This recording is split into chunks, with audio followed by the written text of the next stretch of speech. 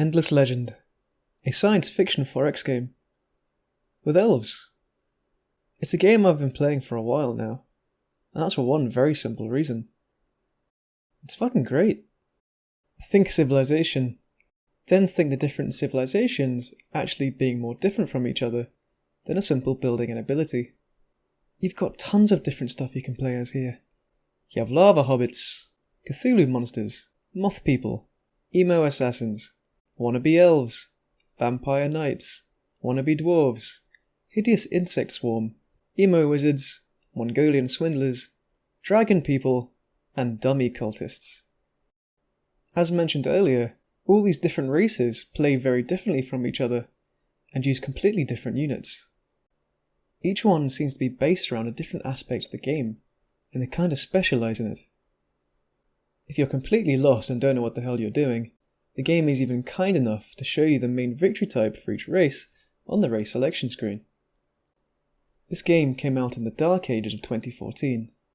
Since then, it has received 5 DLC, which each add huge amounts to the game. Because of this, there is just so much to talk about. I don't really know where to start. Because each of the major DLC added a new race with a new game mechanic, which that race specialises in. A good way to talk about the game is to go through the races one by one and introduce the game mechanics they are good at. Because of this, I'm going to start with the original 8 races that the base game started with. If you are one of those people who only cares about winning, then what I will say is that this game has 9 different victory conditions, which allows each of the races to have their own thing to aim for, despite the huge differences between them. Though if you have done something you feel bad about recently, and want to find redemption through making things more difficult for yourself, you can pretty much go for any victory condition as any race, with a couple of exceptions.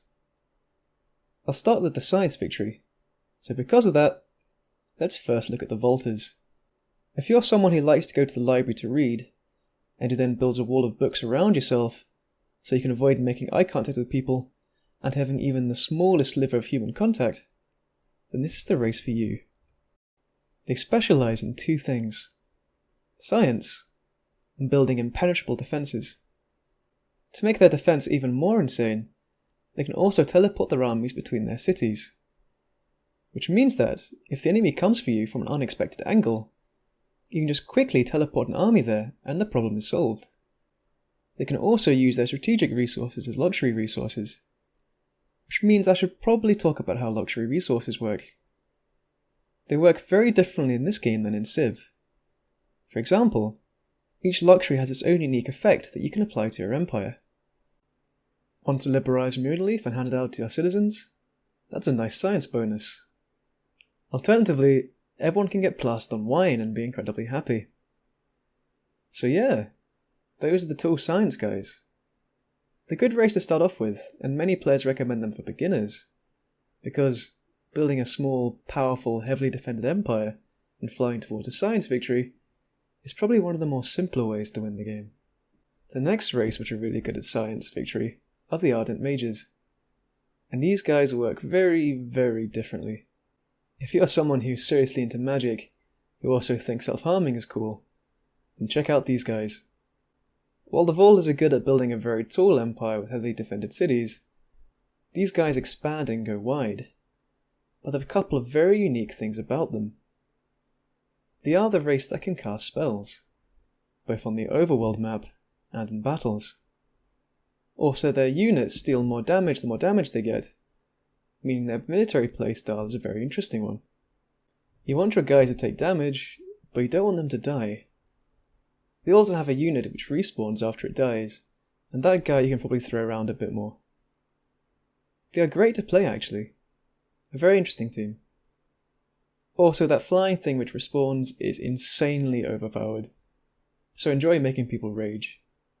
The next victory condition we will look at is economic victory, which is based around earning a lot of dust, which is this game's equivalent to gold. The best guys at this are the Roving clans, because they have insanely good trade routes. If you're a person who does that thing where you try to barter with people all the time, save a little bit of money, then these are your guys. There are a couple of unique things about them, however. They can't declare war on anyone. preferring instead to control the global economy through the marketplace. However, they have some tricks up their sleeves. For example, they can buy minor faction units from the marketplace, and then disguise these guys to appear as neutral factions, which means you can just destroy entire enemy cities without them knowing it was you.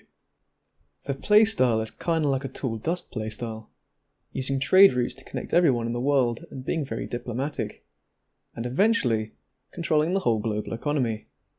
The next guys are the Wild Walkers, and these guys are good at the Wonder Victory. For this, you have to complete the story quest line, and then build a super building, which will win you the game. If you like climbing trees, and planet Earth and all that jazz, take a look at these guys. They really love forests. Not only do they get extra industry from the forests, they also fight better on them. So they're good for finding all the forests, locking them down with cities, and then just squirreling away in the corner, building up a Wonder Victory. They also have shit tons of archers, so in combat they're kinda difficult to get to, because they will shoot you down from the protection of the forests before you can really get to them. They're kind of a cool race, quite simple in the mechanics. Having so much industry they can build everything is kinda fun. Next up is the Diplomatic Victory guys. These are the Drakon.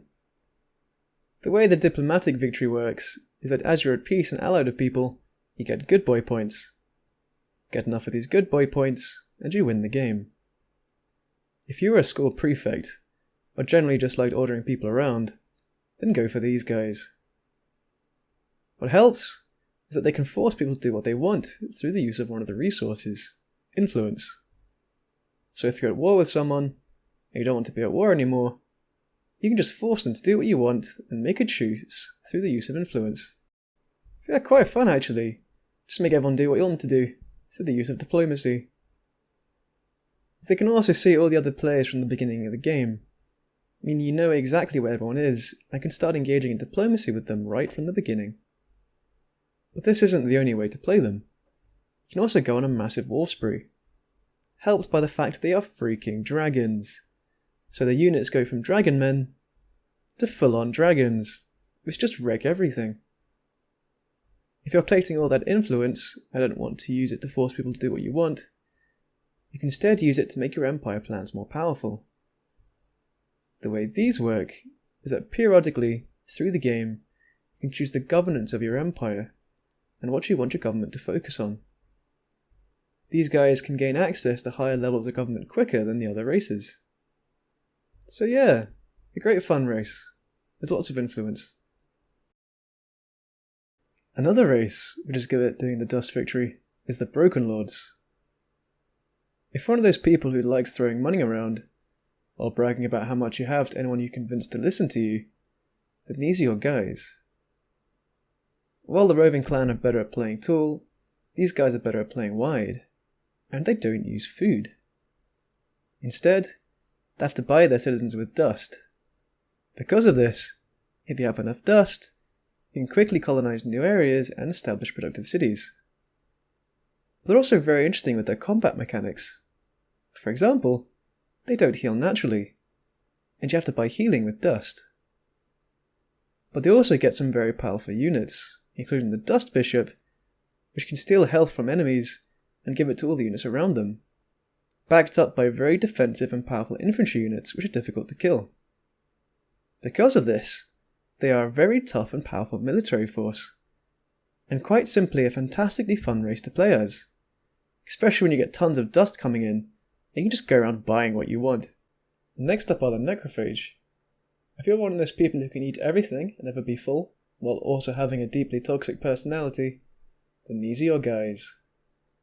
They are an insectoid swarm who can only do war. These guys can't do any diplomacy because, well, they're kinda disgusting. Because of this, getting a diplomacy victory is pretty much impossible with these guys. However, to make up for it, they are incredibly good at war. One thing to point out is that they actually get less food from food tiles. But, the more people you kill, the more food they get, through a special bonus. For every 8 people you kill, you get 1 food bonus, that you can use to grow your cities. Also, they have an extremely powerful unit called a Profilator. These can infect people, and if they die during the battle, you get a free soldier at the end of it. These guys are insanely strong. At the end you can get like a massive swarm. Just a huge insectoid swarm to run over anyone who is fighting you. This is helped by a great reduction in upkeep. While being quite one-dimensional, these guys are great fun to play. You even get a bonus to your warriors for every war you have going on at the same time, to encourage you to just declare war on everyone. The last of the base game races are the Cultists. If you feel deeply connected to your political or religious views, to the point you bring them into almost every conversation you have, then these are your guys. They are unique in that they can only have one city. However, they expand by converting minor faction villages to their cause. Minor factions are kind of this game's version of barbarians. However, you can also integrate them into your empire. The cultists do this by converting, which means they can have lots of little bases around the map. Also, their cities can be more powerful. Their buildings are able to go up one level higher than the others. Their playstyle is quite aggressive despite only having one city, because you have to convert all these villages to keep up. One very important thing to point out is that they were designed by the community, which is incredible, because I think they have the best art style and one of the unique playstyles in the game. The way they did this is that they had community submissions, and then developers picked 3 they liked and then people voted on them. Very, very cool. So those are the base races in the game. So before we move on to DLC races, I want to talk about the first DLC, which doesn't have a race, which adds lots of unique stuff to the game. It brings in wonders, which work like the wonders in Civ, though only one can be built at any time on the map. So if you enjoyed investing tons of resources to building a building, to have it get destroyed one turn away from completion, because some pathetic idiot on the other side of the map completed it just before you, well, this DLC has you covered. But there's also unique missions and objectives and quests, which kinda work the same way as wonders in that only one player can achieve it, and they get a reward for doing so.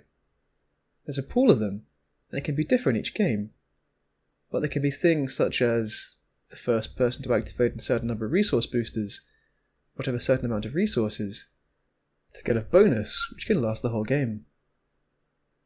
I like the unique quest aspect, because it kind of encourages you to play in a certain way to get a bonus the same way as wonders, but it's a bit more interesting. It also includes guardians, which I suppose are this game's version of nukes in a way. But rather than being nukes that you fire off at people, in this game the super units are giants, about the size of cities. The second DLC which released was called Shadows. The main team in this one are called the Forgotten. If you're a fan of dressing entirely in black and stealing things, well then these are your guys.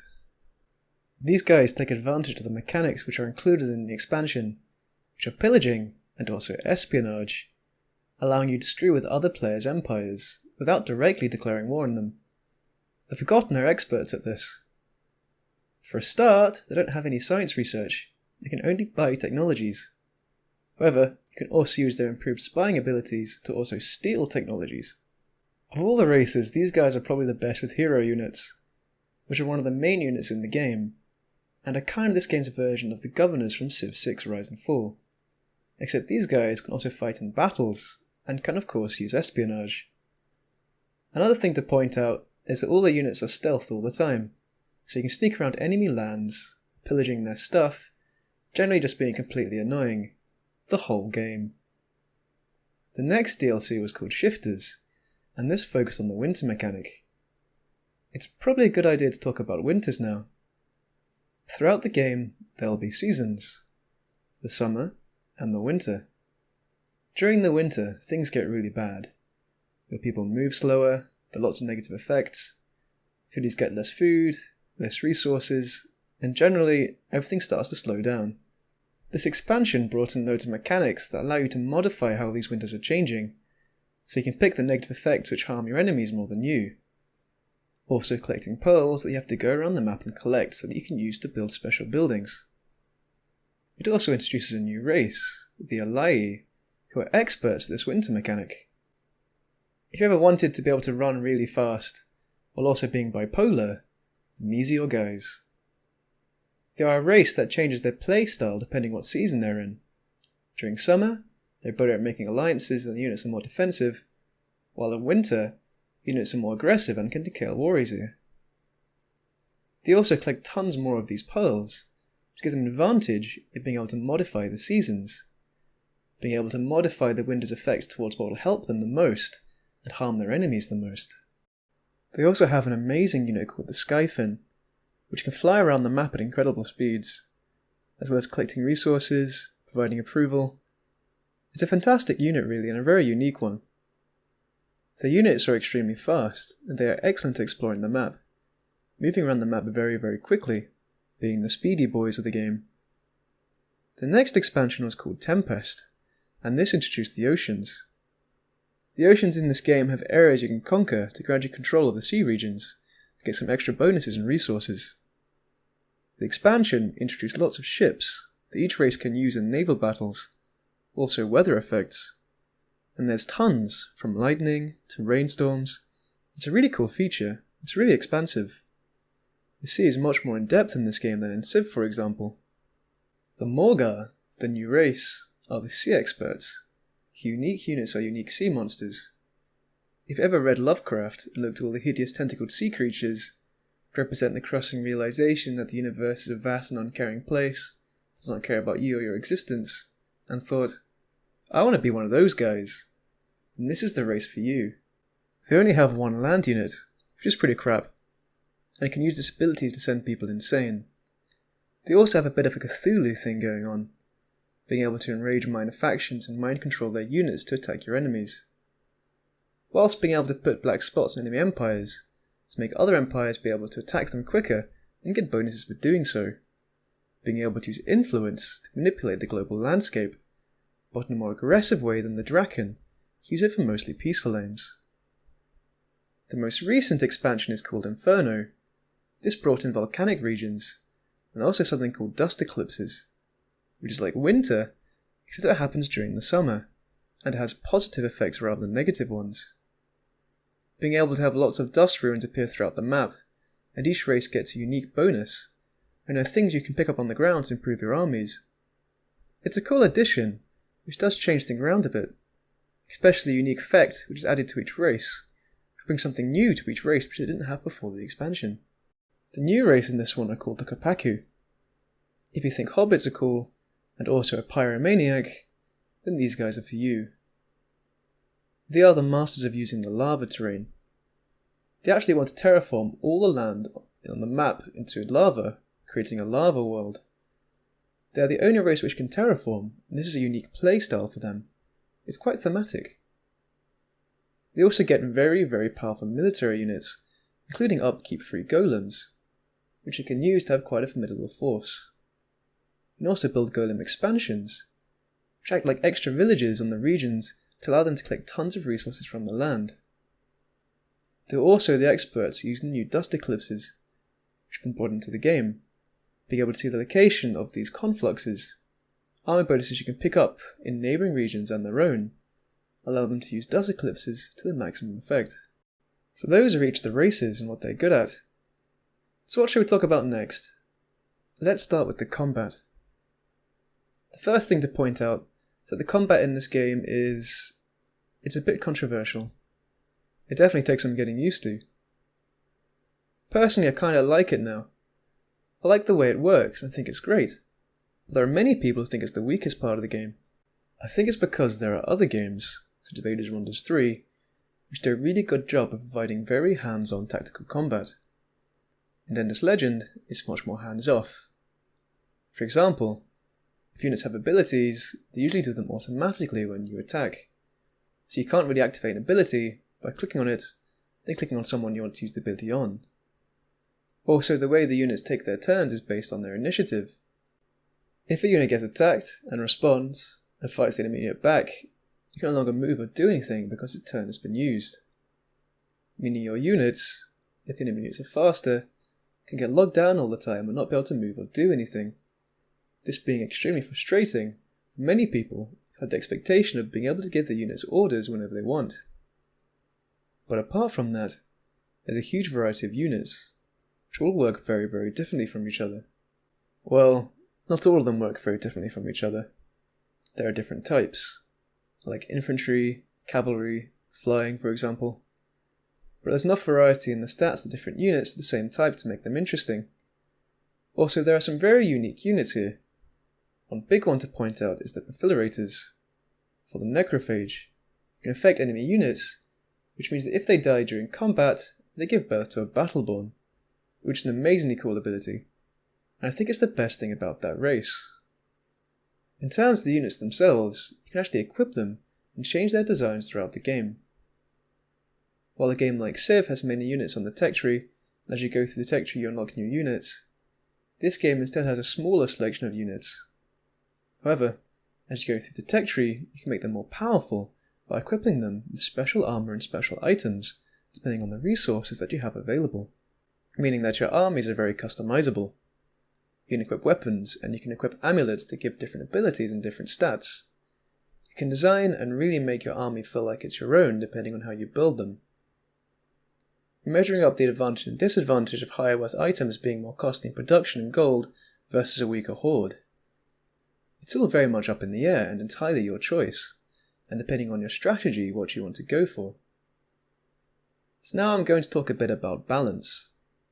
Balance is a bit of a controversial subject amongst the Endless Legend community. There are some balance issues if you play multiplayer, but with the single player, you don't really notice it. I think this is one of the side effects of having races that are so unique. Unique playstyles, unique abilities, is that every race feels very overpowered in one way, which makes balance in the game very interesting, because the moment they make everything a level playing field, you remove that uniqueness which each race has. I like the way that Endless Legends has done it, because I feel like playing it more. Although there are some very skilled players that manage to pull off incredible feats, which just boggle the mind because they have such an in-depth knowledge of this game and its abilities. So it's a game where once you get a really good knowledge of how the different mechanics work, you can just completely wreck everything. Although the difficulty levels do kind of work for providing more of a challenge, especially if you're going to use what I'm going to talk about next. What I'm going to talk about is the mod, the community patch which has been made, which does an incredible number of things, including some big improvements to the AI of certain races. Using this mod makes the game significantly more difficult, I feel, so it allows you to give the AI less bonuses if you're struggling, or more bonuses I guess, if you're doing really well and want a bit more of a challenge. It also plays around with some minor balance changes. It's also currently in production, and it has its own Discord you can visit. You can also download it from the website, and I'd highly recommend it. Yep. So there we have it. That's Endless Legend. A fantastic 4X game with hugely varied and unique races, and tons of different game mechanics. It's a brilliant game which only gets better thanks to fantastic work with the community patch. A highly recommended game. 100% worth it on a sale, and probably worth it anyway, to be honest. It's getting on, but it's still a classic I think, and it's still great fun to play today.